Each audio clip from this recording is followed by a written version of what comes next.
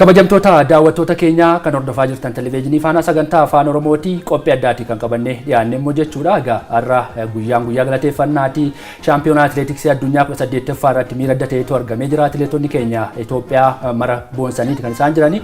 Guyyaa galateeffannaa simannaan taasifameera. Dhimmoota akkasii fi kanneen birootiin wal qabsiisee icciitii milkaa'inaa atileetota keenya shaampiyoonaa atileetiksii addunyaa irratti hirmaatanii wal qabsiisee dhimmoota garaagaraa kaasaa kana keessatti immoo miira tokkummaa fi akkasuma jaalala biyyaallee ni kaasna.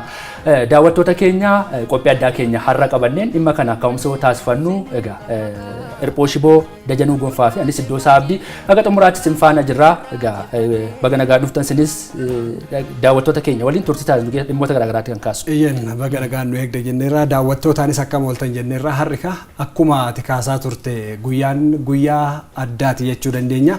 Jilli shaampiyoonaa atileetiksii Itiyoophiyaa 18ffaa Ameerikaa Oreegon irratti hirmaate kaleessa galgala gara biyyaatti kan deebi'e har'a simannaa garaagaraati kan taasifamaa fi ture jechuudha. Keessumattuu miirri hawaasa magaalaa Finfinnee baay'ee kan namatti toludha. Egaan kaleessa galgalarraa kaaseeti jilli atileetiksii Itoophiyaa kan gara biyyaa keessa kan gale jechuudha. Egaan gaafa gara biyyaatti galus simannaa ho'aadha kan taasifamee fi galgala edaatirraa eegalee guyyaarraa ammayyuu magaalaa Finfinnee keessatti akkaataan ittiin uummanni ba'anii ittiin daawwachaatiin turan akkasumas miira gammachuu ittiin ibsaa turan hedduu waan nama gammachiisudha. Egaa jilli atileetiksii Itoophiyaa kun bara kana waan addaas galmeessa jechuu dandeenya. Maaliif meedaaliyaa warqii 4 kan inni fiduu danda'e. Kanaan duratti meedaaliyaawwan warqii 3 kan galmaa'uu danda'ani waliigalatti osoo hin taane dorgommii tokko irratti jechuudha. Waliigalatti garuu meedaaliyaawwan 10 Itoophiyaan kana dura galmeessitus warqiin bara kana 4 ta'ee dhufuun waan addaati. Kana darbee ammoo haalli biyyattiin keessa jirtullee gama tokkootiin akka xiyyeeffannoo guddaa argatu taasisee jira jechuu dandeenya iddoos. Akkuma waan ati kaaste irratti dabaluuf keessumattuu shaampiyoonaa atileetiksii addunyaa bara kanaa maaltu adda godha jenne waa hedduu kaasuu dandeenya. Akkuma ati kaaste haalli biyyattiin irra jirtu keessaa tokko inni biraa gama ispoortiitiin waan hedduu kaasuu danda'ama. Shaampiyoonawwan atileetiksii hedduun jiru kana dura meedaaliyaa gahaa kan ittiin arganne kan Paaris kaasuu dandeenya, kan Helsinkii kaasuu dandeenya. Kanneen yoo ol bira qabnee ilaalle bara kana warqee caalmaa tokkotu argame. Kana dura 3 kan nuti qabnu 3 argannee akka seenaa guddaatti kan lakkaawachaa turre bara kana bira darbinee meedaaliyaawwan 10 arganne keessaa 4 warqeedha. Kun immoo seenaa biyya keenyaa kan adda taasisu. Kana dura atileetonni jajjaboon turaniiru kan akka Qananiisaa Baqqalaa, Xurunesh Dibaabaa yeroo tokkotti warqee 2 irraa eegnu garuu bara kana caalmatti hojii gareetiin waan guddaatu hojjetame. Keessumattuu atileetonni akka Ijjigaayyoo taayee kaasuu dandeenya. Akka biyyaatti illee simannaan taasifameef waan guddaadha. Atileetota hojii garee hojjetaniif illee maallaqni dabalataa qophaa'eeti kan inni jiru. Egaa haala waliigalaasaa atileetiksiin Itoophiyaan maqaa addaa qabdi. Abbabaa Biqilaa Faarraa jalqabee jechuudha miila duwwaa fiiganiiti kan isaan milkaa'anii seenaa akkasiirraa kaane amma kopheedhaan fiigaa jirra. Kan bara kanaa maaltu adda taasisa jechuu danda'u. Kanneen nu daawwachaa jiran jechuudha. Tokko tiim ispiriitii yookiin tokkummaa akkasiitu fufaa dhufe yeroo 18 hirmaateetti yeroo 18 keessaa 18ffaa irratti waan addaatu argame sanaan wal qabsiiseeti. Egaa maraatoonii wal qabsiisee immoo iskiriinirraa ilaalaatti jirtu Taamiraat Tolaa ajaa'iba hojjeteera mitiire.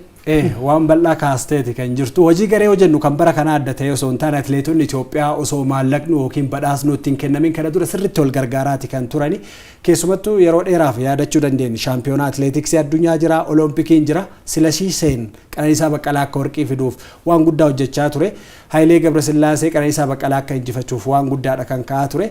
Kanaaf hojiin garee kana dura ture sirriitti itti fufeeti kan inni jiru. Keessumattuu amma onnachiistuun akka kanaa badhaasni akka kanaa kun seenaadha. Kun immoo yoo kan kennamu ta'e atileetonni hojii gareetiif miira Itoophiyummaa miira hojii gareetiin biyya keenyaaf warqee argamsiisnaa sirriitti caalmatti itti fufsiisu jenneetti kan yaadnu. Egaa akkuma kaastan Itoophiyaan meedaaliyaawwan 10 argatteet kan jirtu. Jalqaba seenarraa duuba kaanee yoo ilaallu Kabbadaa Baalchati Finlaand Helsinkii irratti 1983 shaampiyoonaa atileetiksii addunyaa tokkoffaa irratti kan Itoophiyaadhaaf meedaaliyaa warqii fiduu danda'e. Egaa sana booda maraatooniidhaan ammoo bara kana keessattuu dhiiraa fi dubaraan riikardillee fooyyessuun dabalatatti injifannoo boonsadha kan isaan galmeessuu danda'ani. Egaa kana keessatti akkuma jalqaba kaastan tokkummaan atileetonni achitti mul'isan iddoo olaanaa qaba jechuu dandeenya. Gama meetira 10,000tiin kaastaniitti kan jirtanii darbee ammoo maraatoonitti illee gama Moosinnat Garramuu fi akkasumas Taamiraat Tolaa hojiin isaan hojjetan hojii boonsadha. Kanarra darbee 5,000tiin kan shamarraniitiin hojii guddaadha kan hojjetamuu danda'e gama biraatiin 10,000tiinis kan hojjetame Latsambat Gidaay gudaaf Tsaggaayee akka injifattuuf gahee guddaadha kan ishiin taphachuu dandeesse kun ammoo waliigalatti achirratti wanti mul'ate atileetiin tokko bahee ofii isaatii mul'achuurra gareen hojjetanii maqaa biyyattii sadarkaa idil addunyaatti alaabaan biyyattii ol bahee akka mirmirfamuuf gaheen isaan hojjetan olaanaadha jechuudha kanuma kanarra guyyaarraallee wantoonni kaa'aa turan yoo kaasne gama Daraartuu Tulluutiin Commander Daraartuu Tulluu kan kaaste pirezidaantiinis kan kaasan Saalawarqi Zawudeen tokkummaan achitti mul'atu kun biyya keessatti illee dabalamee mul'achuu danda'uudha qaba hojiiwwan misooma garaagaraa irratti waan jedhamuudha kan ka'e seenaa keessatti yoo laalle Itoophiyaan meedaaliyaawwan naannoo 95 waliigalatti walitti qabachuu dandeessee jirti kan bara kanaa dabalatee jechuudha kana jechuun shaampiyoona atileetiksii keessatti kana dura aga marsaa 18ffaatu tunuufiin jechuudha waggaa lama kan qophaa'u aga kan Ameerikaatti qophaa'e organitti qophaa'e kanatti Itoophiyaan marsaa 17 kan hirmaatte keessatti 85 kan ishee walitti qabattee turte jechuudha warqeen 29 meetiin akkasuma 30 fi maalda yookiin immoo naasa kan jennu 26tu argame idaamni waliigalaasaa 85 kana keessaa 39 dubartootaan milkaa'e walakkaa ol jechuudha walakkaatti kan siiqu kaleessa duras dubartoonni iddoo addaa atileetiksii keessa dirree atileetiksiin milkaa'ina adda akka isaan qaban kan bara kanaallee 10 keessaa 7 dubartootaan yookiin atileetota shamarraniitiin kan dhufe pirezidaanti Saalawarqi Zawudeen ergaa dabarsaniin waan jedhan qabu kanaan wal qabsee milkaa'inni shamarran taasisaa jiranillee akka addaatti ka'uu akka danda'u kaleessa dheengadda maqaan yookiin dubartiif dhiiraaf walqixa ilaalchi laatamiin ture sun jechuudha har'a garuu addunyaatti bahee gaafa mul'atu ga'umsa addaan bahuu isaanii injifannoon achitti argame kun immoo dirree siyaasaatti dhufe tokko nu taasisuu qabaadha isaan duwwaas otoo hin taane ministeeronni hooggansa olaanoo federaalaaf naannolee argamaniiru obbo Shimallis Abdiisaa pirezidaantii mootummaa naannoo Oromiyaa akkasuma Hordiin Badirii kan naannoo Hararii Ashaadila San kan naannoo Beneshaangul Gumuz fi akkasuma hooggansi iddoo garaagaraa irraati jechuudha kan naannoo Sumaalee irraa fudhanne Mustafee Mohammed jechuudha haala ta'een isaan baga gammadan jedhaniiti akka yeroo hidha guddicha laga Abbayyaafaa akka yeroo inni guutamutti miirri Itoophiyaanotaa eessattuu jechaadha eessattuu iddootti hafeen qabu miira addaa iddootti walitti nama fidedha inni kun immoo milkaa'inni kun garas dhufuu qaba keessattuu kan naannoo Sumaalee obbo Mustafee Mohammed milkaa'ina kana keessatti daraartuun jechuudha Commander atileet Daraartuu Tulluu milkaa'ina adda akka isheen qabdu dirree atileetiksii irraati milkaa'aa dhufte hooggansa keessattis milkaa'aa akka jirtu kun immoo bulchiinsa bara darbe fakkeenyaaf olompikii irratti baay'ee milkoofne nuun walitti bu'iinsis tureera rakkoo bulchiinsa gaarii ka'een baay'ee milkaa'aan turre sanaan wal qabsiisee garuu amma waggaa tokko keessatti garaagarummaan dhufe atileetonni jiran durumaanuu warruma duraan olompikii irratti sirmaatan keessaatti haa ta'uti garuu milkaa'inni sun bulchiinsaa wal qabsiisee wantoonni sirratanii jechuudha amma milkaa'inni dhufe achi keessatti gahee leencaa kan taphatte Commander atileet Daraartuu Tulluu kaleessa Baarseloonaa irraati kaate har'a aga Ameerikaa Oreegonitti jechuudha waggoota 30 fudhachuu dandeenya bara 1992 aga 2022 jechuudha dirree atileetiksii waggaa 30 turochuun seenaa addaati kun mataa isaa iddoo waan kaaste keessatti pirezidaantiin Federeeshinii Atileetiksii Itoophiyaa Commander Daraartuu Tulluun wantoota har'a kaaste keessatti kana booda Itoophiyaan shaampiyoona atileetiksii addunyaatiin duubatti deebiti taanaan bara dhufu kan eegalamu shaampiyoonaan atileetiksii addunyaa 19ffaan hangaaritti gaggeeffama sanarratti Itoophiyaan kanaan dura meedaaliyaawwan warqii 3 galmeessaa dhufteetti bara kana ammoo afur galmeessite bara itti aanutti ammoo kana caala galmeessituu danda'uudha qabdi kanaaf ammoo hojii mana cimaatu nu eeggata jettee gama biraatiin ammoo waan kaastes qabdi keessattuu namoota keessumattuu kaleessa galgala irraa yookaan kaleessa galgala wayita simataman Commander Daraartuu Tulluun waan jabaa ergaa guddaa qabu tokko kaasaniiti kan turani olompikii Tookiyoo irratti hanqina qabna turre kanaaf hawaasni keenya nu komatee ture waan jedhu bal'inaan kan kaasani bara kana immoo shaampiyoona atileetiksii addunyaa Oreegonitti hojii guddaa atileetonni keenya hojjetaniiru waan jedhan bal'inaan kaasaniiti kan jiranii kun immoo hooggansa irratti akkuma jalqabaa iddoo isaan kaasaa turte keessumattuu jijjiiramni fiixirraa hundirraa akka jiru atileetonni kun kan namatti mul'isan kaasaniiti kan jiran jechuudha hooggansaan namni atileetii ta'ee atileetiksii keessa darbe hooggansatti soo dhufe jijjiirama garaagaraa atileetiidhaaf akka yaadu ganama barraaqa kaanii shaakala taasisuun dadhabbii atileetiksii keessa jiru caalmatti gadi fageenyaan beekuun Daraartuu Tulluu hundirraa atileetiksii Itoophiyaa jijjiiruu keessatti gahee olaanaa akka qaban kan namatti mul'isu jechuudha galgala kaleessaallee miiruma kana kan kaasanii hawaasni keenya warqii fedha warqii san immoo finnee dhufneerra amma immoo gara fuula duraatti olompikii irratti shaampiyoonaa atileetiksii addunyaa irratti cimnee atileetota keenya baasuu qabna waan jedhan kan kaasanii gama mootummaatiin illee akkuma jalqaba irratti ka'aa ture xiyyeeffannaa jabaan kennameefii jira kaleessa galgala irra ministeerri aadaa fi ispoortii federaalaa achitti argamaniiru kantiibaan bulchiinsa magaalaa Finfinnee achirratti yaada bal'aadha kan kaasanii ammallee pirezidaantonni naannolee ergaa dabarfataniiti kan jirani kun immoo miira guddaa atileetota keessatti uuma keessumatti hojii gareetiin atileetonni cimuu kan danda'ani yoo onnachiistuun badhaasni akkana kana simannaan akkana jiraate kun immoo jijjiirama gama atileetiksii hundarraa fiduu danda'a jenneeti. Keessattuu booldi ta'ee ka'uu kan danda'u bara kana maal keessa jirraadha. Duraan koovidii ture sana alatti biyya keessa rakkoo nageenyaa wal qabatee waa baay'ee jira qaala'insi jireenyaa jira kana hunduma isaa bardeen yookiin wantoota akkasii kana qabattee addunyaa irratti deemtee dorgomtee atileetota garaagaraa keessaatti milkaa'ina galmeessuun kun mataansaa badhaasa caalu ta'uu danda'uu qaba qobaatti kanaan wal qabsiiseeti hooggansi jirus akka jirutti baay'ee simachuudhaan wal qabse miirri bara kan argame umrii koo keessatti akkasitti pirezidaantii illee argamanii ministeeronni garaagaraa argamanii akkasuma pirezidaantonni naannolee argamanii miirri jiru jechaadha namni iddoo jirutti atileetota kana yaadateera yookiin immoo kabaja addaa agarsiiseera ida'amuun gama dirree atileetiksii dhufe kun immoo gama dirree siyaasaatti dhufe nageenya iddoo garaagaraatti rakkoo nageenyaatti wal qabate waan jirullee tokko nu taasisuu danda'aadhaan waan jiru jechuudha keessattuu tiim ispiriitii yookiin gareen hojjechuudhaan wal qabsiisee waan shaampiyoonaa atileetiksii 18ffaa irratti argame kun booriftaansaa otoo akkas ta'e waan jedhu ergaa namoota garaagaraati jechuudha. Gama simannaatiin kaasteerta waan kaaste keessatti keessattuu dheengadda ibsa ministeerri aadaa fi ispoortii kaasan keessa kanaan duratti Itoophiyaan meedaaliyaawwan hedduu argatteerti sadarkaallee taanan sadarkaa kanatti dhiyaatu hedduu argatteerti bara kana garuu haala biyyattiin keessa jirtu wal qabatee atileetonni kun tokkummaa biyyattii sadarkaa idil addunyaatti mul'isanii jiru baasanii mul'isanii jiru waan ta'eef simannaa gootaa fi akkasuma immoo simannaa addaatu taasifamuu fi qabaadhan kan kaasee kana keessatti eegan badhaasni yeroo ammaa kanas kennames akkaataan badhaasaa kunillee kanaan dura waan hin baramnedha jechuu dandeenya maaliif naannoo 50,000 hanga miliyoona 2.5 kan kennamuu danda'e namni achirratti hirmaate keessattuu leenjistoota kaasee haga atileetotaatitti wanti isaan badhaasaaf kan ga'an kan hirmaatan achirratti 50,000 akkasumas dippiloomaa kan argatan 150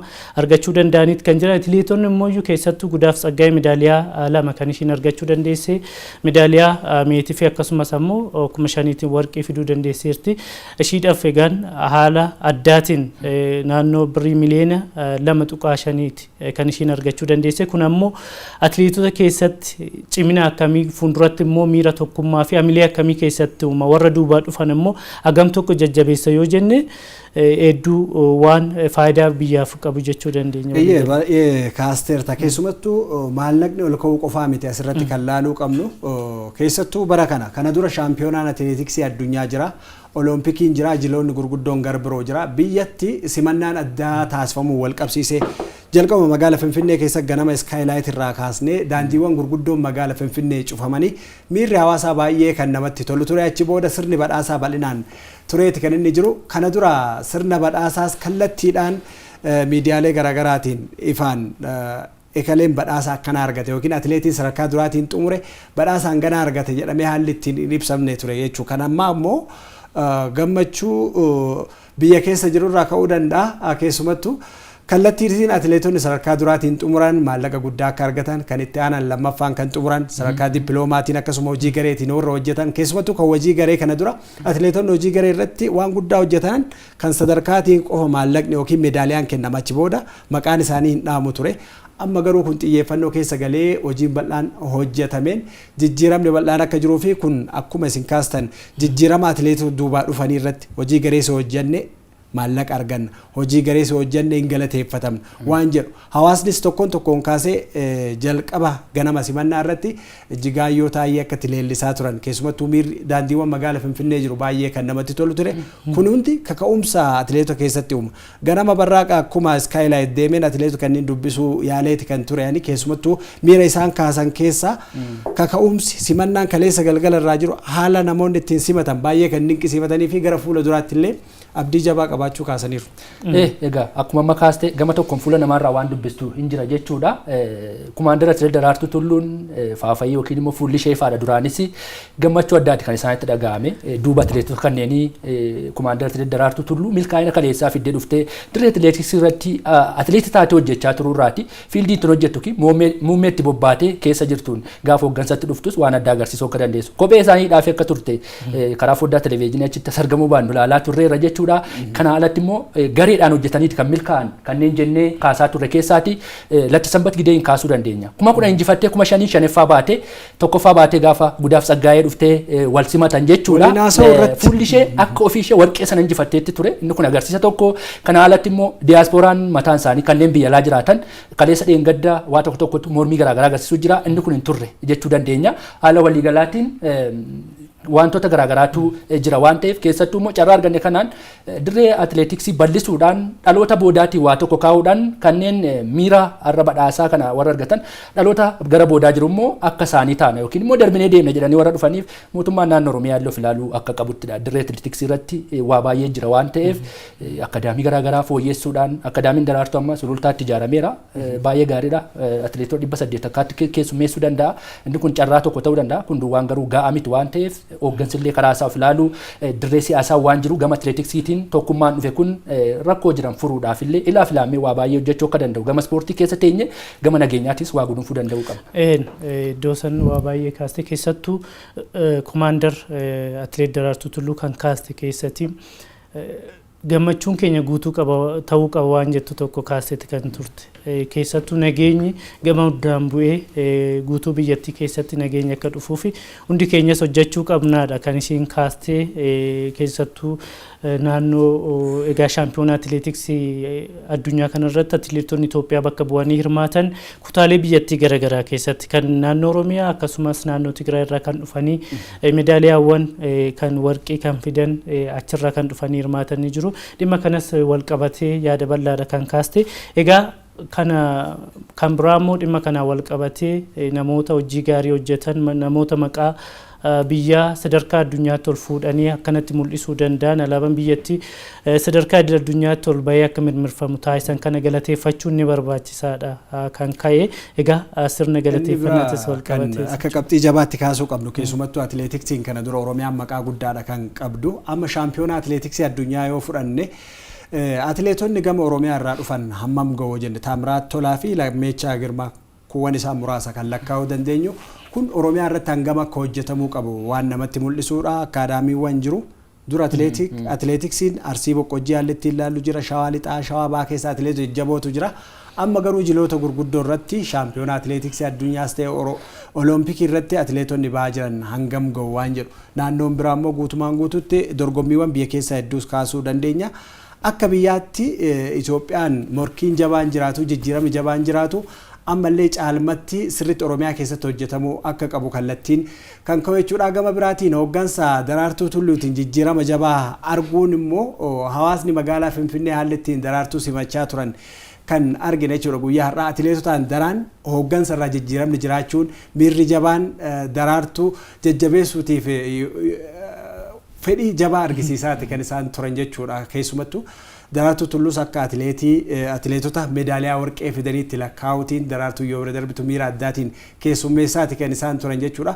Hundirraa seenaa atileetiksii biyya keenyaa kana dura qabnu caalmatti jijjiiruu keessatti bara atileetiksiis bara atileetiin hirmaachaa turtes bira darbe bara hooggansaattis jijjiiramni jabaan akka jiru kan nutti mul'isan jechuudha. Daraartuu Tulluun ammallee caalmatti gama atileetiksiitiin jijjiiramuuf tokkummaan akka hojii garee amma ittiin hojjenne kanatti caalmatti olompikii gara fuula duraatti shaampiyoonaa atileetiksii gara fuula duraatti dorgommiiwwan kanneen biroo irrattis bal'inaan akka hojjetamu kallattiin kaameeti kan inni jiru. Pirezidaantitti illee kanuma kaasan.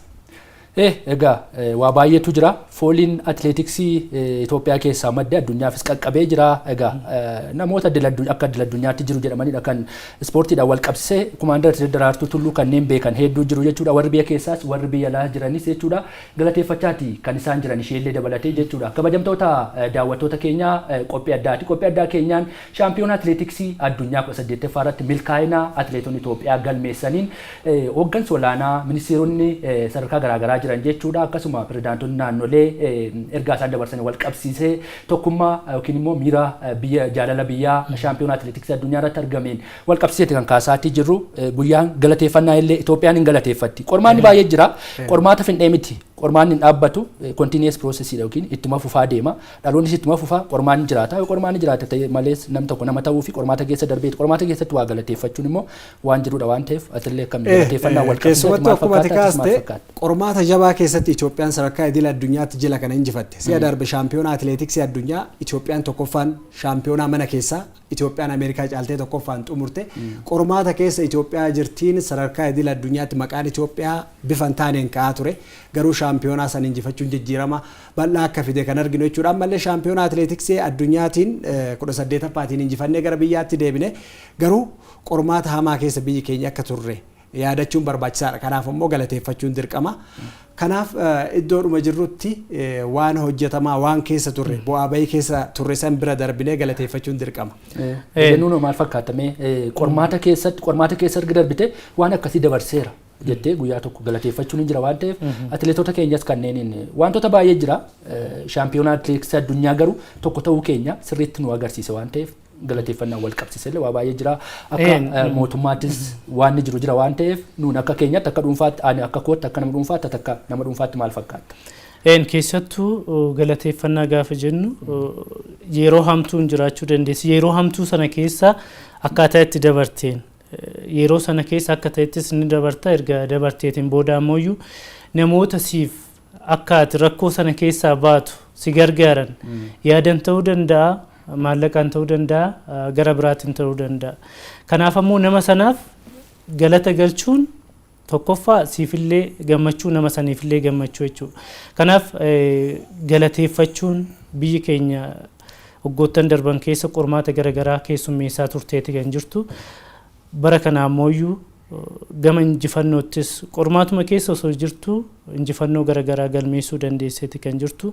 Gama misoomaatiin ilaaluu dandeenya. Kana dura qamadiin alaati kan galu yeroo Raashiyaa fi Yuukireen wal lolan bakka Itoophiyaan beelan dhumuu dandeessin waan jedhamuun haa ta'u biyya keessatti ammoo wanti gaariin hojjetamee anfiduurra kanas erguudhaaf qophiin irra jiru waan jiruuf jechuudha. Kanaaf ammoo namoota kallattii garaagaraatiin qonnaan bulaa irraa kaastee qonnaan bulaa jechuun egaa lafee dugdaa biyya kanaati waan hundaan achirraa kaastee hanga namoota gahee isaanii guddina biyyaa keessatti baatanitti galata galchuun ni barbaachisa. Egaan guyyaa kaleessas wantoonni kanaa wal qabatan keessattuu Itoophiyaan ni galateeffatti kan jedhan namoota tokkummaa Itoophiyaatiif dhaabatan cimina Itoophiyaan jabduun akka dhaabbattuuf kan fuulduratti imalchiisaniif galanni ni mala waan jedhu nama dhuunfarraa kaasee hanga biyyaatti galanni barbaachisaadha waan jedhu. Biyya keenya irratti har'a sa'a 9 irraa qabee namni hedduma jirutti akka faanaatti illee galateeffanneeti kan jiru jechuudha. Akka dhaabbataatti waan nurraa eegamu baannee jirra. Namni galateeffachuudhaa fi guutee argamuu yookiin yeroo hundumanatti tolee naamit kan galateeffachuu qabu. Qormaatuma keessa taatee immoo galateeffachuun hin jira. Namni amantii qaba akka itti fakkaatetti jechuudha. Kanaan wal qabsiisellee waa baay'ee jira. Ergaa tokko yaadadhe har'a keessumatti waa'een galateeffannaa yoo ka'u iddoo simannaa sanitti atileetonni biyya keessaa gara biyyaatti dhufanii ganama hoteela Skylight'itti achan ture. Keessumattuu atileetonni kun eenyu tokko hojii garee hojjennu nu godhe jedhanii wanti kaasan jira. Kanaaf waaqa galateeffannuu qabna. Warreetu wal gargaaran achitti hojii gareetiin fakkeenyaaf Lassambatii fi Gudaaf wanni waliin hojjetan jira. Lassambatii fi Jigaayyoo Taayyee wanti wajjin hojjetan jira. Kana akka yaadnu kan nu godhe galateeffachuu qabna waan jedhan miirri kun ka'eera. Miirri galateeffannaa atileetiksii qofa irratti osoo hin taane gita hojii kamiirrattuu bu'aa bahii yookiin injifannoo keessa darbinuuf galateeffachuutu barbaachisa. Egaa milkii gaarii kan qabdu dirree atileetiksii irraati haga hooggansaatti kan dhufte Daraartuun illee galateeffattee jirti. Kumaandar atileet Daraartuu Tulluu pirezidaantiin federeeshinii atileetiksii Itoophiyaa jechuudha. Kanneen biroo fakkeenyaaf diyaasporoota biyya alaa jiran kanneen nu cinaa dhaabbatan deeggarsa garaagaraatiin deeggarsa namoomaatiin haala garaagaraa mijeessuudhaan kanneen isaan bira dhaabbatan milkaa'ina keenya keessaati qooda qabu waan jedhu wal qabsiisee galateeffannaadhaan jechuudha. Isinillee galata qabdu warqii kana keessa jirtu duuba isaa jirtu warqii akka atileetotaatti morma atileetotaatti yoo kaa'amus isinis keessa jirtu waan jedhudha kan isaan kaasaniitii jiranii. Iddoo isaa akkuma kaaste egaan nutis gama keenyan dhaggeeffattoota baay'ee raadiyoo irraa hin qabna. Gama televezyiiniitti yoo dhufne daawwattoota qabna. nullee ammoo kana sababeeffachuudhaan daawwattoota keenyas akkasumas ammoo yeroo dheeraadhaaf egaa raadiyoon Faanaa erga hundaa'ee turee jira. Kana keessatti waggoota hedduudhaaf dhaggeeffataan Faanaa hordofaa turee jira. Nullee kana keessa kan galateeffannu ta'a jechuudha. Gama televezyiinittis yoo dhufne waggoota lama keessatti dhaggeeffattoonni hedduun daawwattoonnis nu daawwatanii yaada isaanii nuuf qoodanii akkasumas hanqinaa fi cimina hedduudha kan isaan nu biraan gaatiin turani asumaan hangama kootiin galatooma hin jedhaani egaan galateeffachuun nama dhuunfarraa kaasee hanga biyyaatti jennee waan jirruuf galateeffachuun waan guddaadha asirratti wanti an dabaloo jiraate jalqaba jila shaampiyoonaa atileetiksii gara biyyaatti deebi'e Daraartuu Tulluu isaanuma deebitee haalli ittiin galateeffachaa jira nutis gamanumaan warqii fidanii biyya keenya sadarkaa idil addunyaatti akka beekamtu Amerika irraa aansee lammaffaa akka baatu kan du'aansan deebinee nuti illee isaan galateeffanna. Gara xumuraatti fidaa jirra qophii keenya jechuudha. Kabajamtoota daawwattoota keenya dhimmoota garaagaraa kaasneeti jira keessattuu atileetiksii wal qabsiisee miira jiru. Atileetonni milkaa'ina fidan kana galateeffannaadhaan wal qabsiisee pirezidaantiin Federeeshinii Atileetiksii Itiyoophiyaa Kumaandar Atileet Daraartuu Tulluu achi keessatti qooda isheen qabdu wal qabsiisee dhimmoota garaagaraa kaasneerra kanneen nu faana turtan kanneen nu daawwachaa turtan booriftaan isaa immoo maamila keenya ta'uu warri barbaadan guddaa alfaadhaa isiniin jenna marii yookiin qophii addaa waliin yaada wal jijjiiraa ture keessatti Dajanuu Gonfaa Hirphoo Shiboo fi Iddoo Isaa Abdii isin faana turtii taasisnee jirra galgala gaarii qabaadhaa.